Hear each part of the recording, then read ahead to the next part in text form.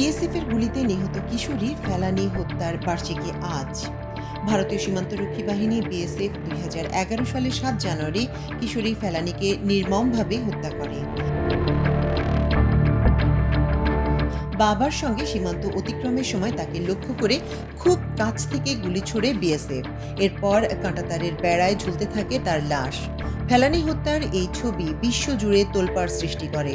হত্যাকারী বিএসএফ সদস্য অমিয় ঘোষ বিএসএফের বিশেষ আদালতে নিজের দোষ স্বীকার করলেও তাকে বেকসুর খালাস দেওয়া হয়। বিএসএফের বিশেষ আদালতের এই রায়ের বিরুদ্ধে ভারতের সুপ্রিম কোর্টে আপিল করেন ফেলানীর বাবা নূর ইসলাম ও পশ্চিমবঙ্গের মানবাধিকার সংগঠন মানবাধিকার সুরক্ষা মঞ্চ। আপিলের শুনানির তারিখ নির্ধারণ করা হয়েছে আজ মঙ্গলবার ৭ জানুয়ারি, ফেলানী হত্যার বার্ষিকীর দিন। ফেলানীর বাবা নূর ইসলাম আমার দেশকে বলেন, বিএসএফ এর আদালতে তার মেয়ে হত্যার বিচার হয়নি, এ কারণে আপিল করেছেন। এই মামলার অন্য আপিল আবেদনকারী মানবাধিকার সংগঠন মাসুমের সেক্রেটারি কিরিটি রায় জানান, চিফ জাস্টিসের বেঞ্চে মামলাটি এসেছে। উকিলের সঙ্গে কথাবার্তা বলে মনে হচ্ছে শুনানি না হওয়ার সম্ভাবনাই বেশি। তিনি বলেন, পৃথিবী জুড়ে মান্যতা আছে জাস্টিস ডিলেইড, জাস্টিস ডিনাই। এক্ষেত্রে তাই হচ্ছে।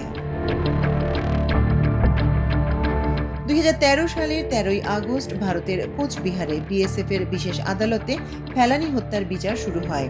৬ সেপ্টেম্বর অভিযুক্ত বিএসএফ সদস্য অমিয় ঘোষকে বেকসুর খালাস দেন আদালত। বিজিবির আপত্তি সত্ত্বেও ২০১৪ সালের ২২ সেপ্টেম্বর পুনর্বিচার শুরু হলেও সেখানে খালাস দেওয়া হয় অভিযুক্ত অমিয় ঘোষকে।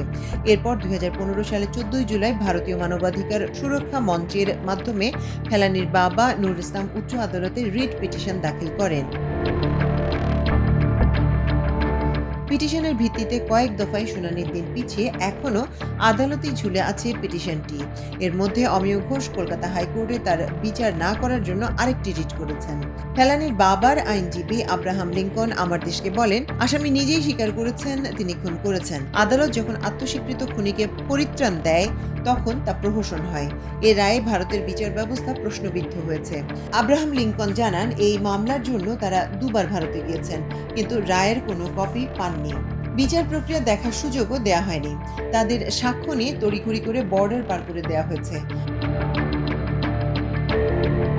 তিনি বলেন, মামলার আসামি বিএসএফ, বাদী বিএসএফ, প্রসিকিউশন ও বিচারকও বিএসএফ, ফলে এখানে ন্যায় বিচার পাওয়ার কোনো সম্ভাবনা ছিল না।